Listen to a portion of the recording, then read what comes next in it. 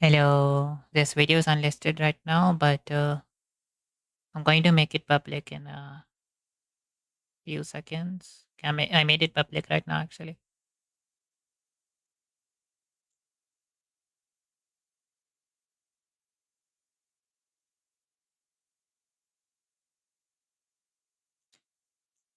Okay, so I'm going to be reading Discrete Math again. I'm just going to be reading the next chapter. Let me change to full screen. So last time I studied about planar graphs.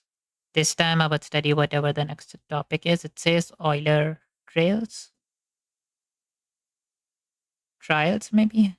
Hold on. How do you where's the read aloud?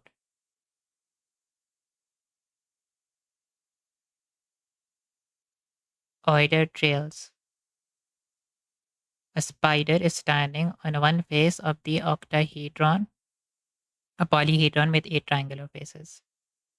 She wants to crawl along the solid from face to face so that she crosses each edge exactly once. Is it possible? If so, how?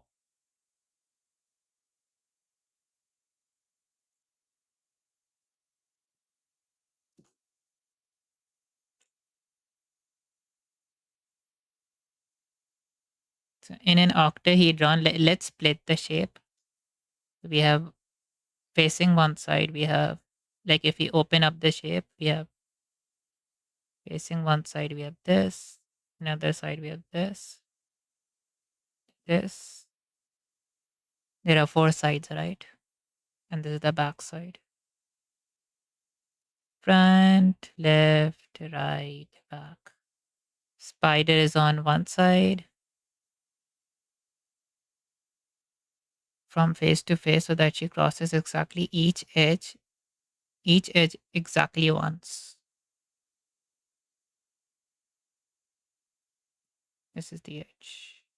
Okay, I think we need to represent it differently. Uh, 1, 2, 3, 4. So we have a square like this.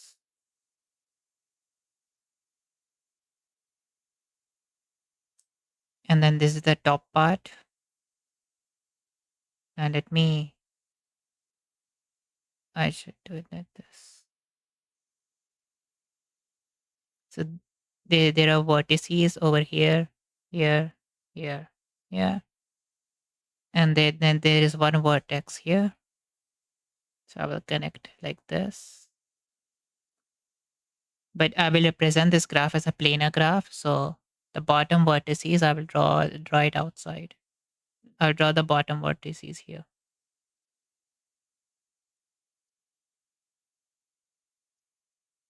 There's a spider on one face. And then the spider needs to go through every face. So it can go through this. Hold on. Here, this face, this.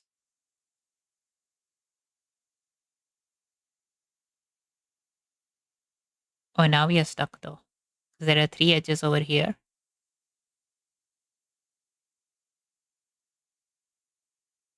I think we need to, how about a different way? We represent the faces as the vertex. So, okay, yeah, we have this front, right, left, back.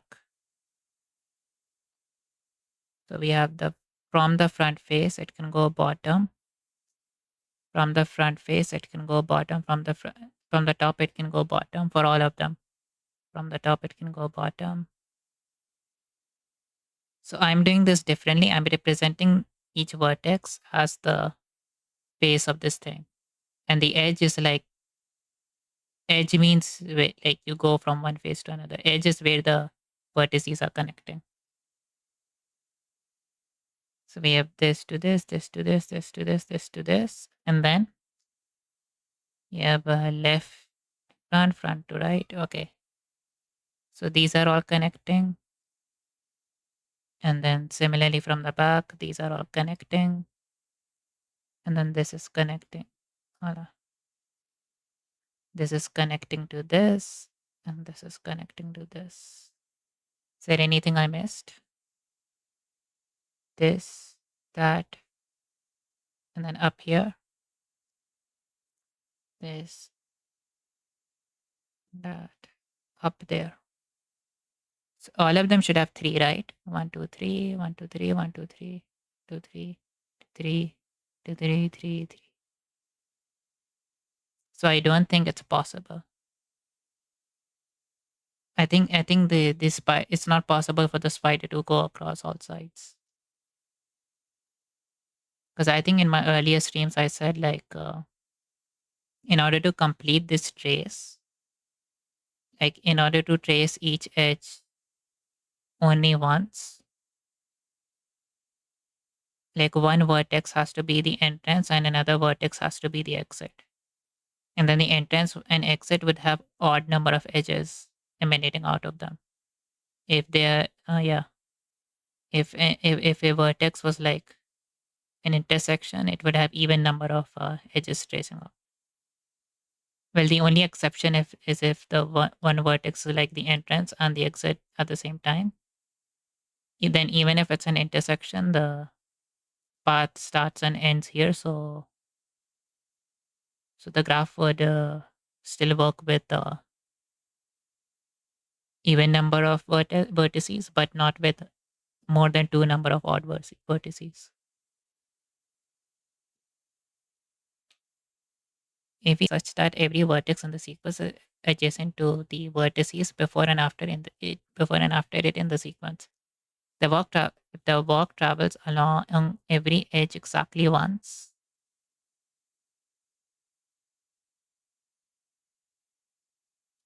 then the walk is called an Euler trail or Euler walk or Euler path. If in addition, the starting and ending vertices are the same, then the walk is called an Euler circuit. Of course, if a graph is not connected, then there is no hope of finding such a Taylor circuit. For the rest of the section, assume all the graphs discussed are connected. The bridges and Königsberg problem is really a question about the existence of Euler trails. There will be a route that crosses every bridge exactly once if and only if the multigraph below has an Euler trail. So here, yeah. So I think this would there are 1, 2, 3 edges coming out, 1, 2, 3 edges coming out, 1, 2, 3, 4, 1, 2, 3, 4, 5. So this wouldn't work. Graph is small enough that we could actually check every possible walk that does not reuse edges, and in doing so, convince ourselves that there is no Euler trail. On small graphs that do not have an Euler trail, it is usually not difficult to find one. Our goal is to find a quick way to check whether a graph has an Euler trail or circuit, even if the graph is quite large. Which of the graphs below have an Euler trail, which have an Euler circuit? So this does not. Uh, Once you go here, like the path you take, you cannot come back, right?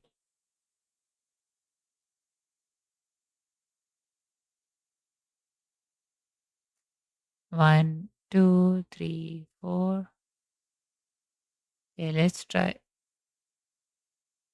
One, two edges, four edges, three edges. One, two, three, four, five edges. Let's try this.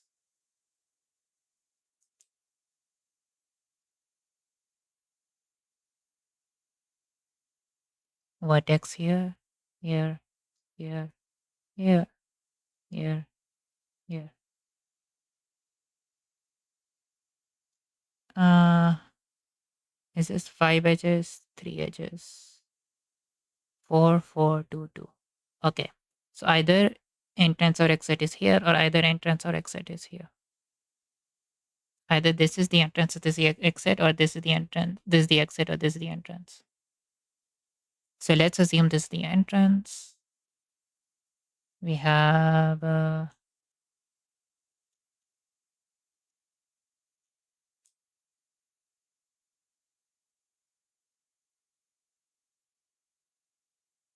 mm, mm, mm, mm, mm, mm, mm, mm, mm, mm. This works. Let's assume this is the entrance.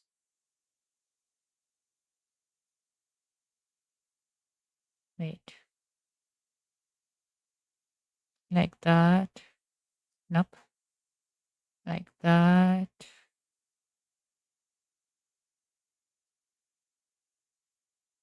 Yeah, this works. It's like my explanation previously. 2, 2, 2, 2, 2, 2, 1, 2, 3, 4, 5, 6. I think even this would work. So let's try this. Yeah, because there has to be either zero vertices with an odd degree or two vertices with odd degree. This works. 1, 2, 3, 4, 2, 1, 2, 3, 4. This would work. 1, 2, 3. This wouldn't work.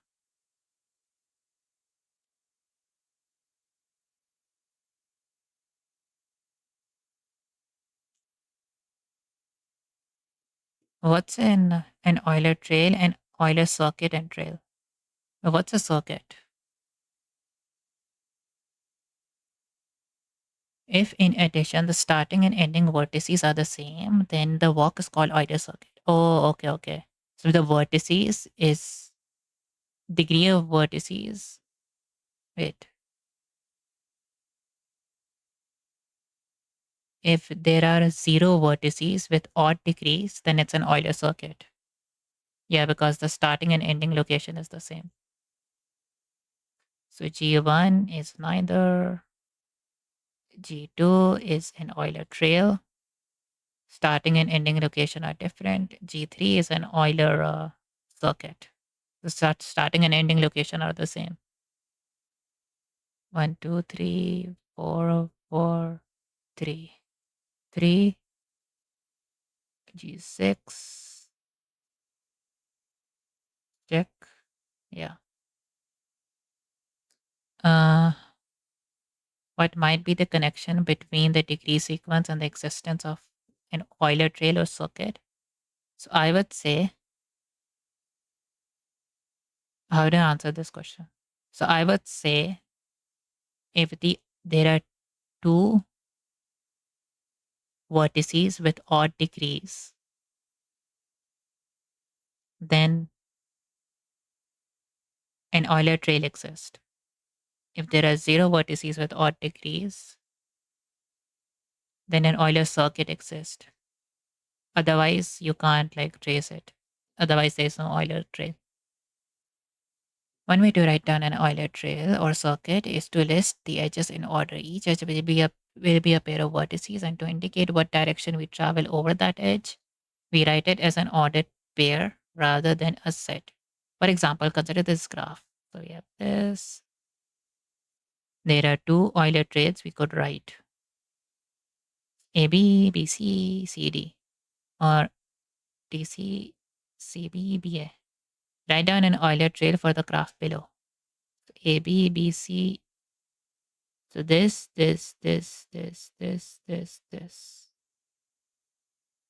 For each vertex, write its degree and the number of times it appears in your list of edges. Suppose you have a graph with degree sequence 4, 2, 2, 2, 2 that has an Euler trail. How many times will the name of the degree 4 vertex appear in your list of edges?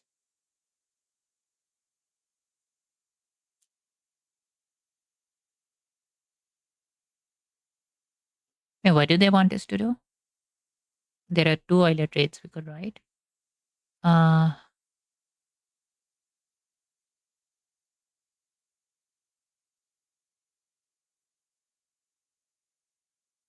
so A has degree 1,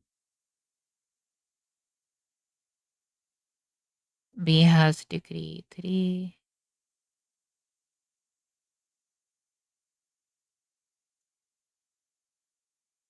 C has 2. Sorry, B has 4. D has 2, E has 4, F has 1. So times listed. So one way is going like this.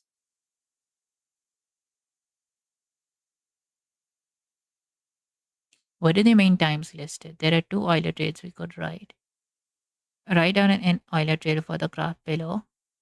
For each vertex, write down its degree and the number of times it appears in your list.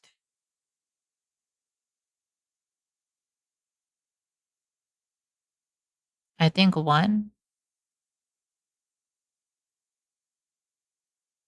this appears twice.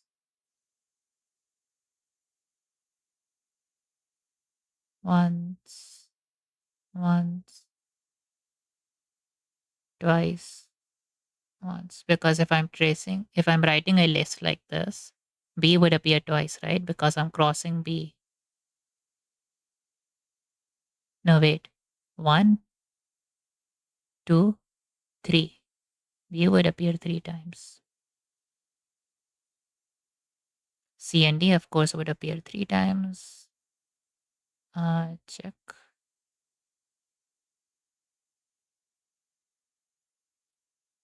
So once. Wait, C and D would appear twice, actually. Yeah, that's correct.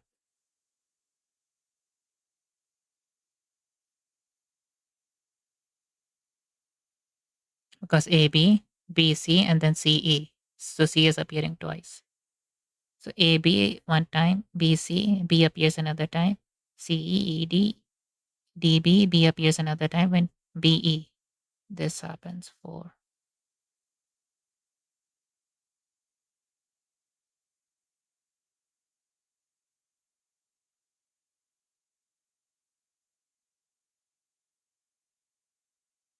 Well, that makes sense, right? If you want to complete the Euler trail.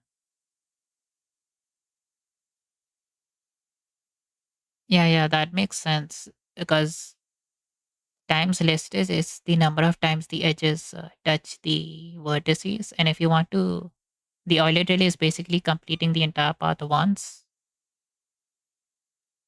So in the list, each vertex should appear degree many times.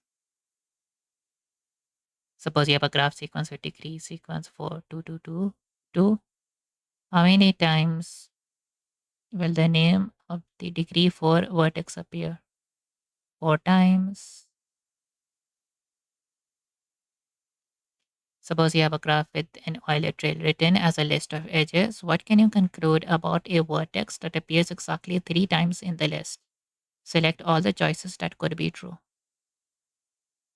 The vertex could appear at the start and end of the Euler trail, in which case it would be Euler circuit. The vertex could appear. Select all that could be true. This could be true that it can appear either at start or end. Could appear only in the middle. Cannot appear. What can you conclude about a vertex that appears exactly 3 times? I can only conclude this, right? That it's either a start or tail, or start or end. And there also must be another vertex with odd degree that also appears at the start or end. One way to guarantee a graph does not have an Euler circuit is to include a spike, a degree of vertex 1. The vertex A has degree 1. If you try to make an Euler circuit, you can see you will get stuck at the vertex. Wait, what? If I start at A, if I go here, here, here, here,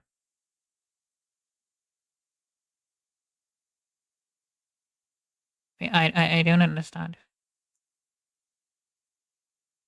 Oh, it's not an Euler circuit because in an Euler circuit we start and end with the same vertex. But this is an Euler trail. It is a dead end, that is, unless you start there. But then there is no way to return, so there is no hope of finding an Euler circuit. There is, however, an Euler trail. It starts at the vertex A, then loops around the triangle. You will end at vertex at the vertex of degree 3. I mean, if you start here as well, here, here, here, here.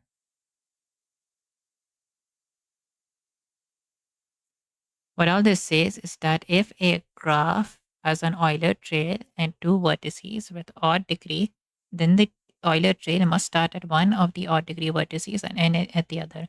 In such a situation, every other vertex must have an even degree since we need an even number of edges to get to those vertices as to leave them. Why isn't this closing?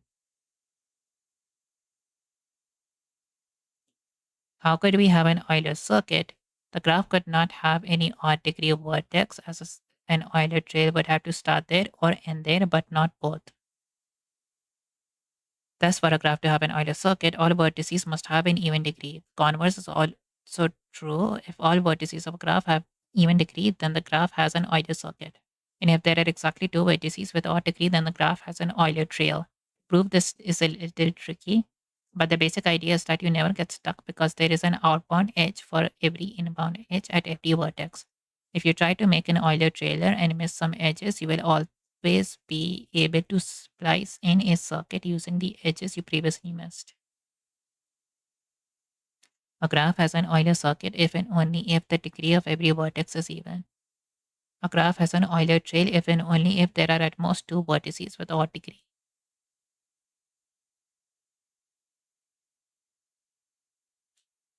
Hamilton path. Suppose you wanted to tour Konzenberg in such a way that you visit each landmass exactly once. This can be done in graph theory terms. We are asking whether there is a path that visits every vertex exactly once. Such a path is called a Hamilton path.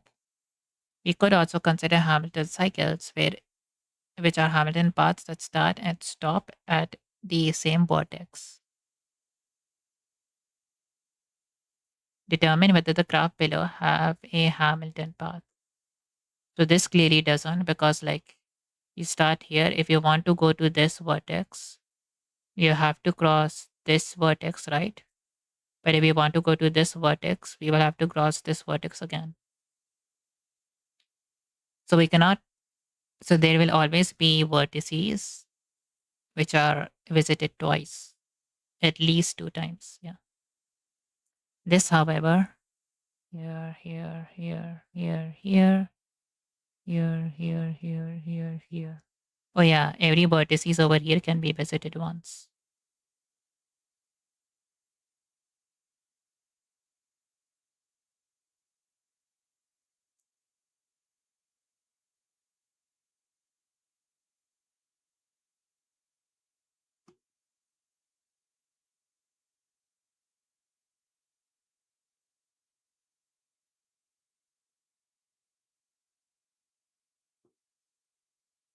It appears that finding Hamilton paths would be easier because graphs often have more edges than vertices.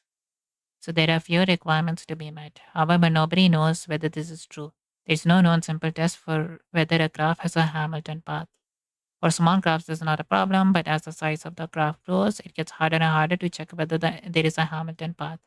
In fact, this is an example of a question which, as far as we know, is too difficult for computers to solve in general, as it is an example of a problem that is NP complete.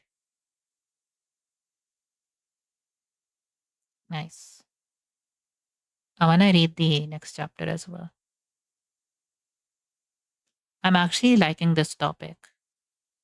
Like, out of all the books I've studied so far, I think this discrete math is my favorite so far, except for the proof section. Map makers in a fictional land of Euleria have drawn the borders of various dukedoms of the land. To make the map pretty, they wish to color each region. Adjacent region must be colored differently. But is it perfectly fine to use two distinct regions with the same color? But it is perfectly fine to color two distinct regions with the same color. What is the fewest color the map makers could use and still accomplish this task? So red um, green, blue, green, blue. Then red here, green, blue, green, red here, green, red here, green, and then red here. So three colors, we can accomplish this. That's the most famous graph theory problem is how to color maps. Given any map of countries, state, counties, how many colors are needed to color each region on the map so that the neighboring regions are colored differently? Actually, map makers usually use around 7 colors. For one thing, they require watery regions to be a specific color, and with lots of colors, it is easier to find a permissible coloring. We want to know whether there is a smaller palette that will work for any map. How is this related to graph theory? Well, if we place a vertex in the center of each region, say in the capital of each state, and then connect two vertices if their states share a border, we get a graph. Coloring regions on a map corresponds to coloring the vertices of the graph. Since neighboring regions cannot be colored the same, our graphs cannot have vertices colored the same when those vertices are adjacent.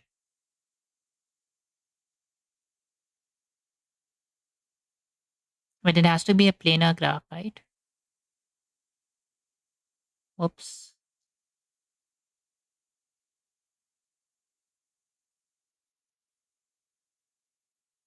Hold on, what just happened?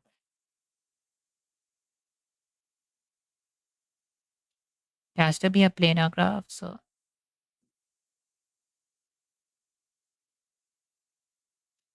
we have land here, land here, land here. Right.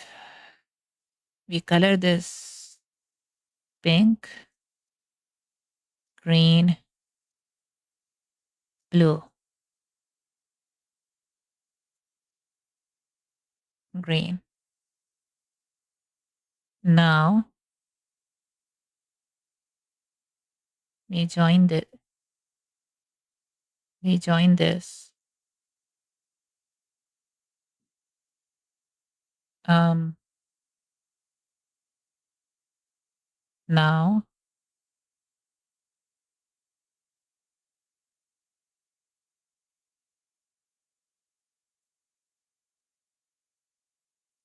okay, what if we have something like this? We have a problem here, right? Because this can't be we need a color for this, right? So how do we present this with like boundaries and stuff?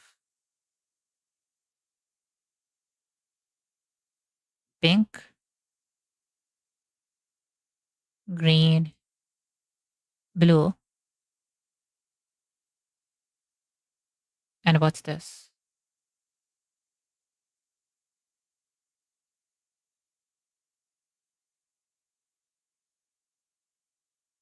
Actually, wait, this can't be done in 3 colors, can it? Blue, green. No, this can't. We need 4 colors, right? Okay, let's. Because I thought we needed a minimum of 3. Uh, okay. Here's a fourth color, brown. Brown. And now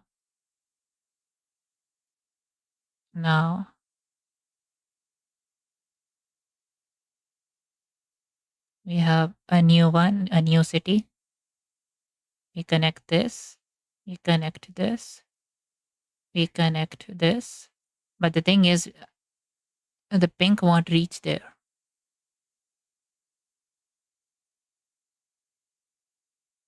Yeah, you can't make a yeah, I think 4 is the minimum number of colors we need.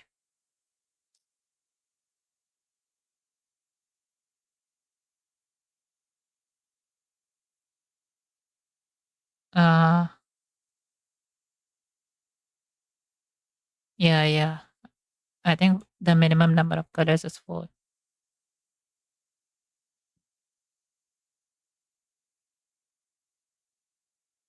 In general, given any graph, coloring of a vertices is called a vertex coloring. If the vertex coloring has the property that adjacent vertices are colored differently, then the coloring is called proper. Every graph has a proper vertex coloring. For example, you could color every vertex with a different color, but often you can do better. The smallest number of colors needed to get a proper vertex coloring is called a chromatic number of graphs, written XG.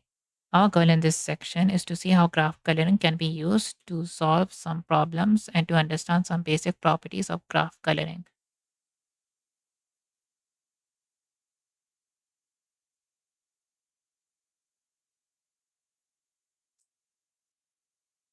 For each graph below, find a proper vertex coloring using some number of colors. That is, color vertices using any number of colors, but in such a way that no pair of adjacent vertices have the same color. Find the fewest number of colors you need to properly color the vertices of the graph. This is called number of graphs. Chromatic number of the graph. Think about how you know how think about how you know your answer is correct. Can you generalize? Can you conclude anything about the chromatic number of particular sorts of graphs? 1, 2, 3, 4, 5 edges. 1, 2, 3, 4, 5 edges. Okay, so over here the edges overlap. So I think the minimum number of colors you need is 5. 1, 1, 2, 3, 4, 5. Actually, the minimum colors you need is 6. So uh, this would be one color, this would be different color, this would be different, this and this. So this vertex has to be a different color from these three, from 1, 2, 3, 4, 5, these 5. They're all connected to each other, right? 1, 2, 3, 1, 2, 3, 1, 2, 3. Then 1, 2, 3, 4, 5. If we have 3 colors over here, um, red, green, red, blue, green, then we can have 2, 3, 4. 1, 2, 3, 4, 5. No, actually, we need 5 different colors: red, blue, green, yellow, orange. Red, blue, green, yellow, orange. If this is red,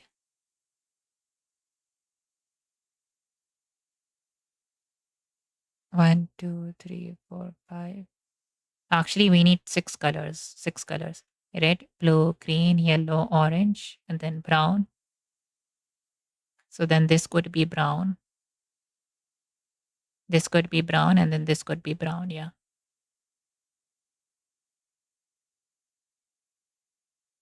But these vertices are not connected to each other.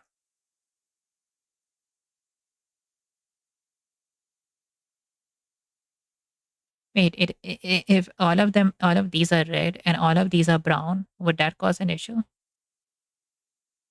Brown with red, brown with red, brown with red, brown with red. Alone. Find a proper vertex coloring using some number of colors. That is, color vertices using any number of colors, but in such a way that no pair of adjacent vertices have the same color. Find the fewest number of colors you need to properly color the vertices of the graph. This is called the chromatic number of the graph. The chromatic number here is actually 2. Chromatic number here is 1, 2, 3, 4, 5, 6, right? And over here is also 2, right? So red, blue, red, blue, red, blue, red, blue, and then red, blue. Yeah, 2 over here. I think 3 over here. Red, blue, red, blue, red, blue, red, but then the 2 reds are adjacent, so this has to be green. So this would be 6. This would be 2. This would also be 2. This would be 3. Actually, no. Red, blue, red, blue. Yeah, yeah, 3. Red, so red, blue, blue, red, blue, red, blue, red and red. This also 2.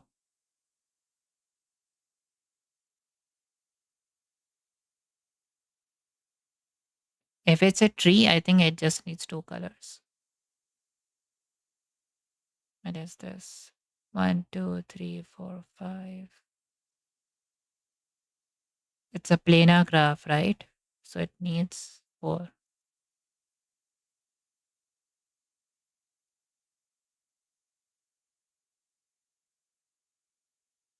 It appears there is no limit to how large chromatic numbers can get. It should not come to a surprise that Kn has chromatic number n. So how could there be be an answer to the original map coloring question? If the chromatic number of a graph can be arbitrarily large, the key observation is that while it is true for any number n, there's a graph with chromatic number n. Only some graph arrive as representation of maps. If you convert a map to a graph, the edges between the vertices correspond to borders between the countries. So if you should, so you should be able to connect the vertices in such a way that the edges do not cross. In other words, the graphs representing maps are all planar. If G is a planar graph, then the chromatic number of G is less than or equal to 4. Thus, any map can be properly colored with 4 or few numbers. We will not prove this theorem really, even though the theorem is easy to state and understand, the proof is not. In fact, there is certainly no easy known proof of the theorem. The current best proof still requires powerful computers to check an unavoidable set of 633 reducible configurations. The idea is that every graph must contain one of these reducible configurations. That reducible configuration can, in fact, be colored in 4 or fewer colors. Cartography is certainly not the only application of graph coloring. There are plenty of situations in which you might wish to partition the objects in question so that the related objects are not in the same set. For example, you might wish to store chemicals safely. To avoid explosion, certain pairs of chemicals should not be stored in the same room. By coloring a graph, you can determine the smallest number of rooms needed to store the chemicals.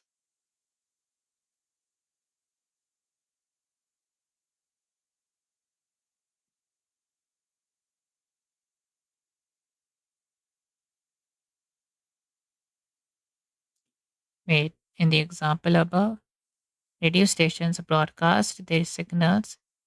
They signal at certain frequencies. However, there are a limited number of frequencies to choose from. So nationwide, many stations use the same frequency. This works because the stations are far enough apart that their signals will not interfere. No one radio could pick them up. Suppose 10 new radio stations are to be set up in a currently unpopulated region. The radio stations are close enough to each other so to cause interference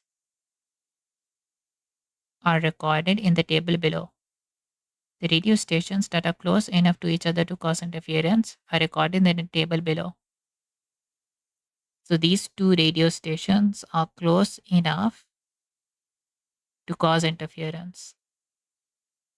What is the fewest number of frequencies the stations could use?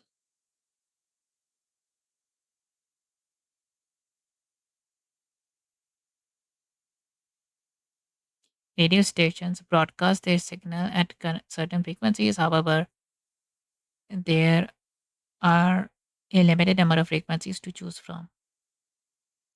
So nationwide, many stations use the same frequencies. This worked because these stations are far enough apart that their signals will not interfere. No one radio could pick them up at the same time. Oh, but since these are very close, they need to use different frequencies, right?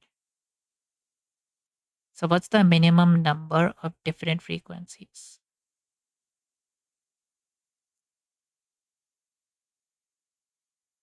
So this connects to, hold on. This is going to take some time. Uh, Copy, paste.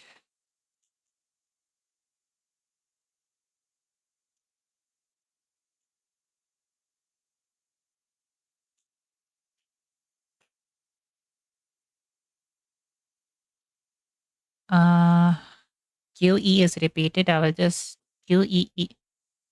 AQE is repeated. So I will just write the last letter. So we have C, A, B, A, B, F, G,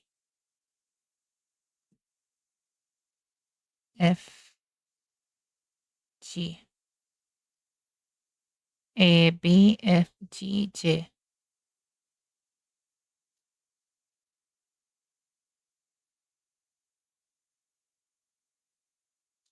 And then with A, we have C, which is already done. We have J. We have F and G. Oh my God. F and G. With B, we have C, D, C, C, C, D, C, D. Okay. C, we have already done C, A, B, F, G, J. A, B, F, G, J.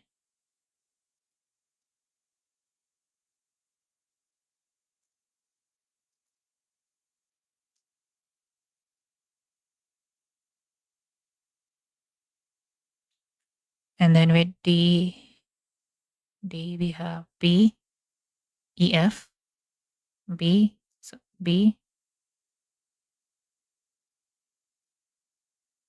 E, F, B, E, F, H,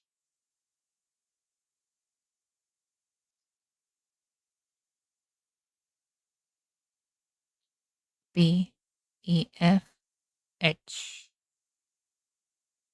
With H, it's only D and I, right? So D, where is I?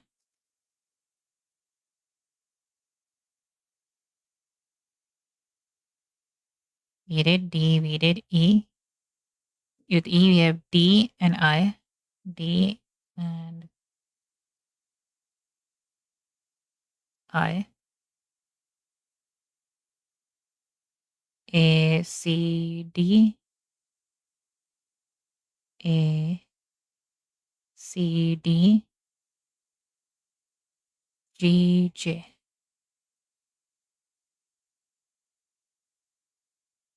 G, J.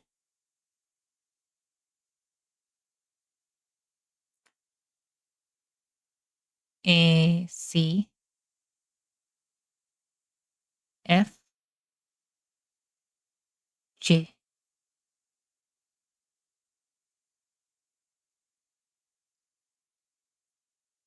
And then with H, we have D, I. With I, we have E,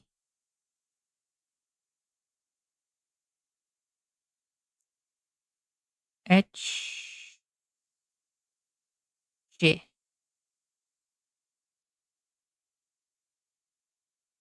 And with J, we have A, C. Oh my. With J, we have A, C, F, Yeah, F, G, I. Okay, so it's not a planar graph because this, if it was planar graph, you would do 4. Since it's not, we need,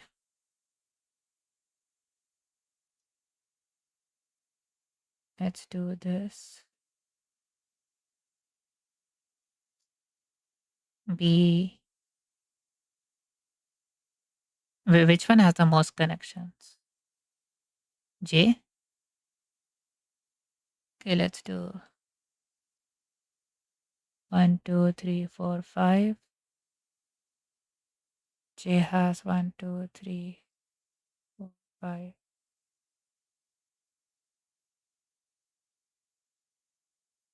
Wait a minute. It needs 6, right? 6 connections. Example above, the chromatic number was 5. This graph has a chromatic number of 5. But J, 1, 2, 3, 4, 5. Oh no, wait. I understand now. J is connected to F.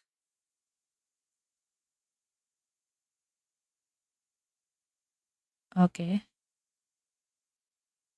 J is connected to A, C, G. I think G could be this. No, G can't be the same color. Maybe A and F could be the same color, right? Because there's no connection. So J, B, D, B, C, B, G. So G could be pink because these two have no connection. This needs a new color. Now what's left? E, J, D, F.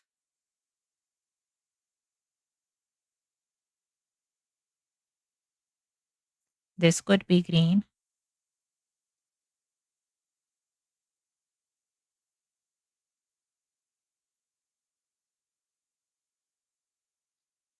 Pink, blue.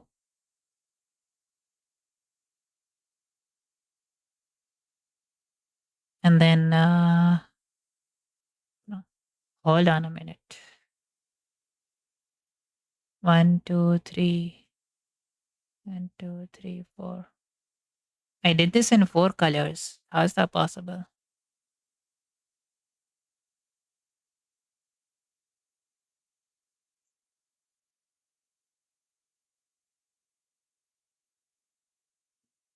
One, two, three, four. 1, 2, 3, 4.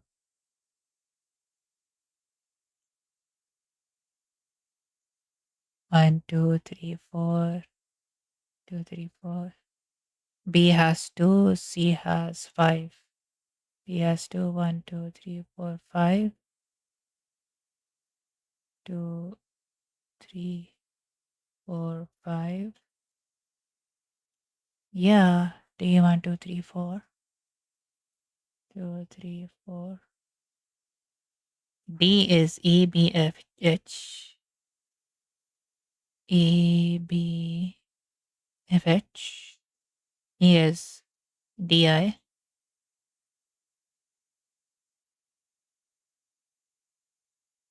F is D, C, A, J, G. D, C, A. Oh, A and F are connecting. So we do need another color.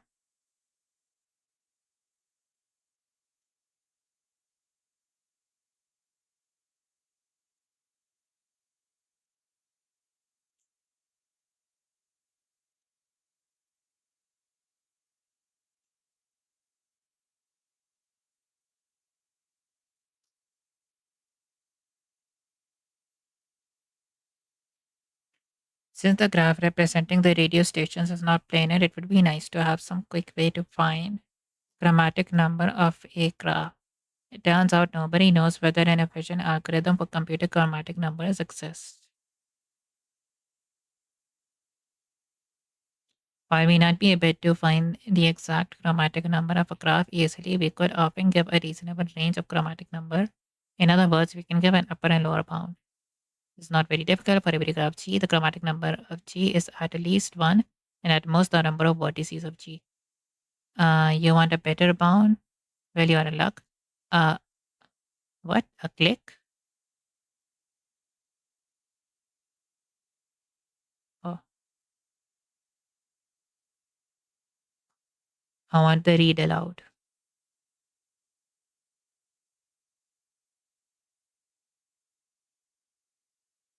A clique. A clique in a graph is a set of vertices, all of which are pairwise adjacent. In other words, a clique of size n is just a copy of the complete graph Kn. We define the clique number of a graph to be the largest n for which the graph contains clique of size n. Any clique of size n cannot be colored with fewer than n colors since we have a nice lower bound. Chromatic number of a graph G is at least the clique number of G. So clique number in a graph is a set of vertices. A clique in a graph is a set of vertices, all of which are pairwise adjacent.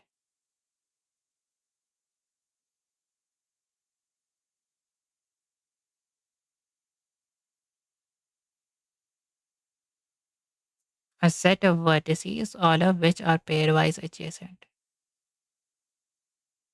We define the clique number of the graph to be the largest n,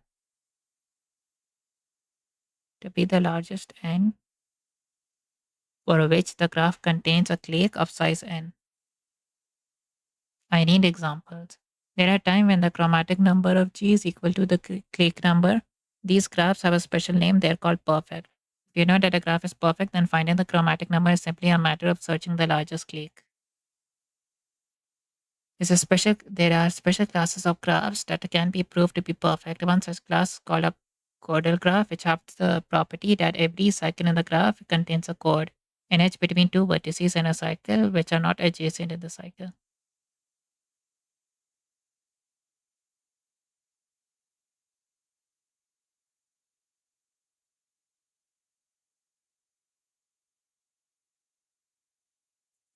For an upper bound, we can improve the number of vertices by looking at the degree of vertices. Let delta G be the largest degree of any vertices in the graph J. One reasonable guess for an upper bound on the chromatic number is xg is less than delta G plus 1. So delta G is the largest degree of any vertex.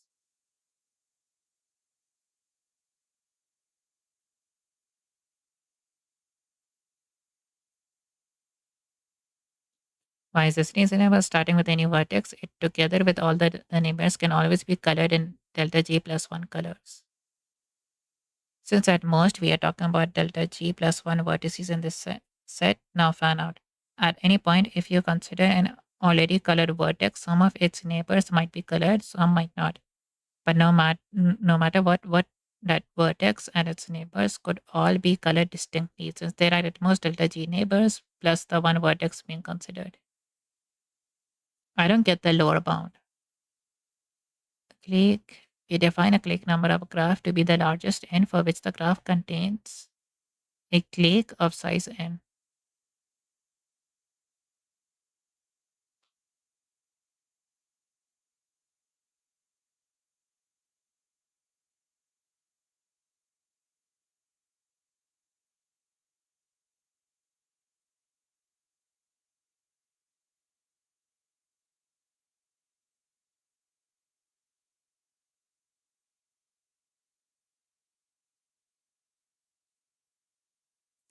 Any graph G satisfies xg less than or equal to delta G unless G is a complete graph or an odd cycle, in which case the chromatic number is delta G plus 1.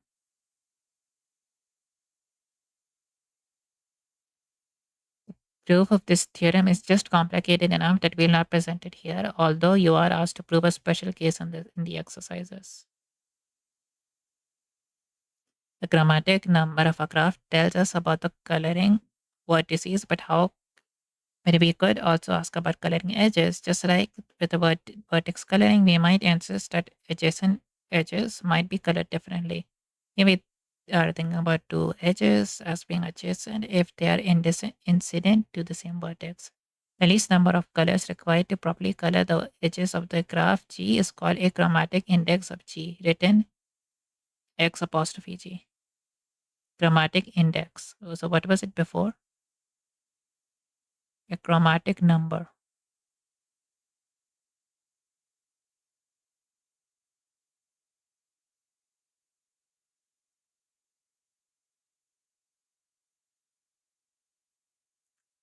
The chromatic number of a graph tells us, okay, six friends decide to spend the afternoon playing chess. Everyone will play everyone else once. They have plenty of chess sets, but nobody wants to play more than one game at a time. Games will last an hour. How many hours will the tournament last?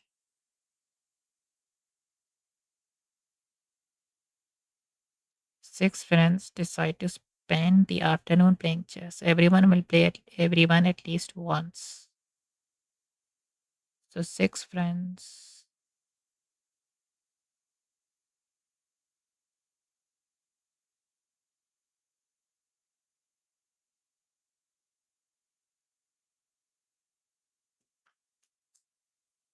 One, two, three, four, five, six.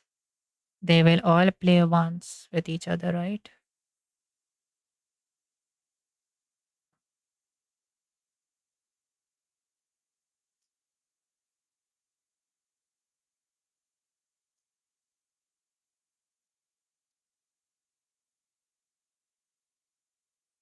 Did I miss? Yeah, I missed this. One, two, three, four, five. Oh, I missed this. One, two, three, four, five. One, one, two, three, four, five. One, two, three, four, five. One, two, three, four, five.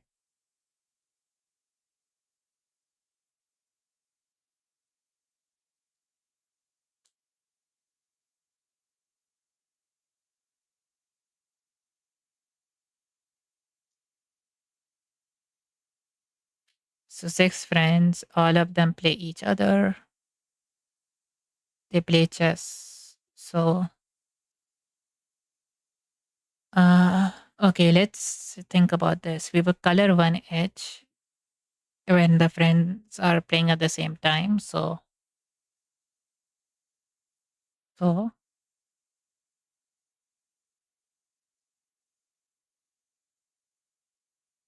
is there an easier way to switch? It is 0, 7, 0, 7. Okay. Uh, so these two can play at the same time. These two can play at the same time.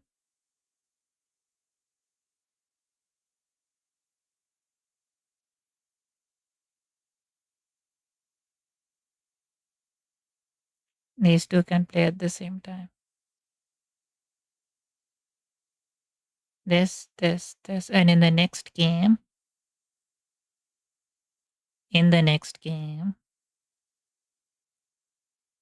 and let's choose a different color. Green. Uh, these two, these two, this, and this. Now let's choose a different color.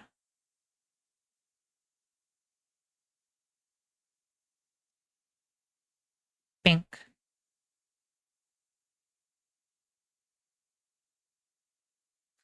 Let me think. So let's say these two, right? These two.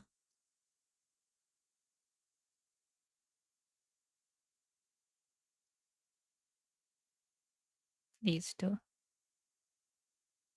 And then let's choose a different one, a different ordering. With which one did I just rub? I rubbed this, right? What ordering just should I choose next? Let's choose brown.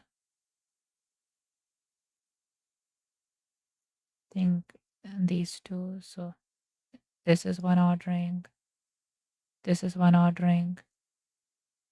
These two, and then these two.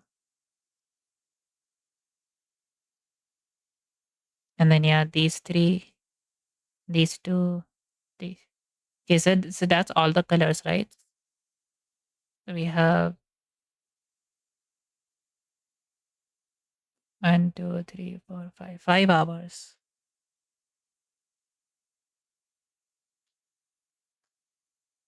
Why did I even bother coloring? I could have just looked at the edges. Five edges, right? Represent each player with a vertex and put an edge between two if they play each other. In this case, we get a graph of K6. We must color the edges. Each color represents a different tower. Since different edges incident to the same vertex will be colored differently, no player will be playing two games at the same time. Thus, we need to know the chromatic index of K6. Notice that for sure, chromatic index is less than or equal to 5 since there is a vertex of degree 5. It turns out 5 colors is enough, and therefore the friends will play for 5 hours. Interestingly, if one of the friends in the above example left, the remaining 5 just lets would still need 5 hours. The chromatic index of K5 is also 5.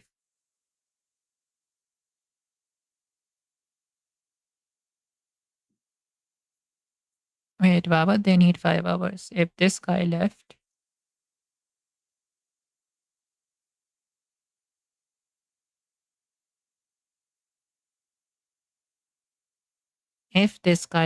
then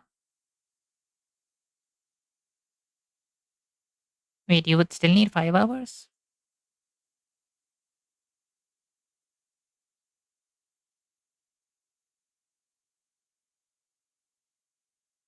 In general, we can say about the chromatic index, certainly, chromatic index is more than the chromatic number. But how much higher could it be? Only a little higher. For any graph, the chromatic index is either delta G or delta G plus 1.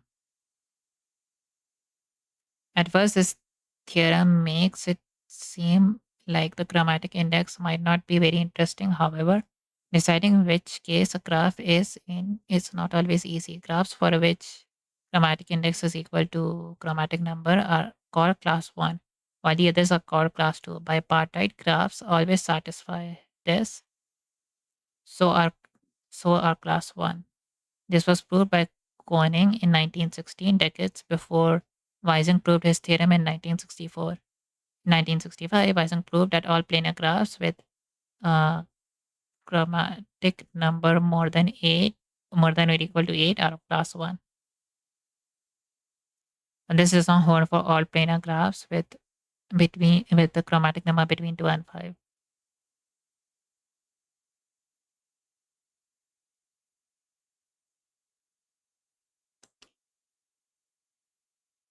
Ramsey, how do you pronounce this?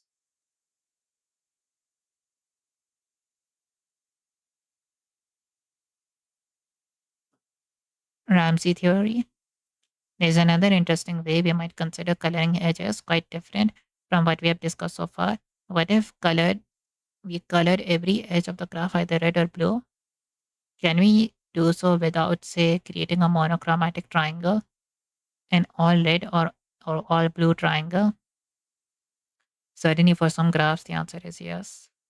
The problem above is not too difficult and is a fun exercise. We could extend the question in a variety of ways. What if we had 3 colors? What if we were trying to avoid other graphs?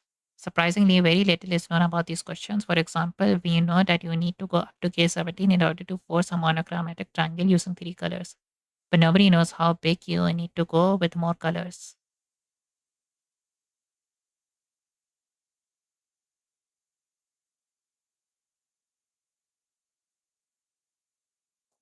So this over here is Ising's theorem. Okay, right. I will end the stream here. I think the by the end of it, it got a little too complicated, but I did like this chapter. I will end the stream here then, and yeah, I'll see you guys next time. Bye.